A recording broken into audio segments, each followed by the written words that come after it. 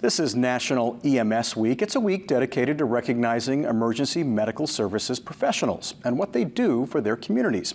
Kadichi Lawrence has more. State lawmakers joined Maine's emergency medical services personnel for their annual week of celebration. Recognizing the countless individuals who function throughout the state of Maine providing EMS services 24/7. 365 days a year. The celebration was held at the EMS Memorial and Education Site in Augusta, where a wreath was laid in honor of those who worked in the system but have passed. EMS is a tough job, no matter how you spin it. Going into someone's home when they're experiencing an emergency. Sam Hurley, the state's EMS director, says it is also about the families who support their loved ones after a difficult day. Imagine a young child passing away, or imagine someone in a car crash and they're scared.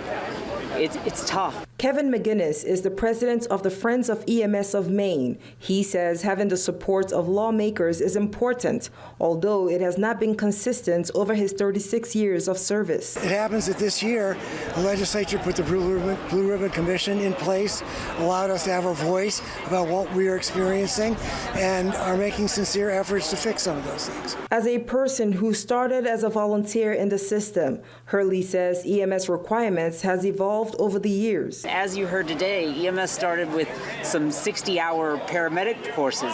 Now a paramedic course is over 2,000 hours. And so can we still expect people to volunteer when there are so many requirements to get into the field? Kadichi Lawrence, WABI TV5 News, Augusta.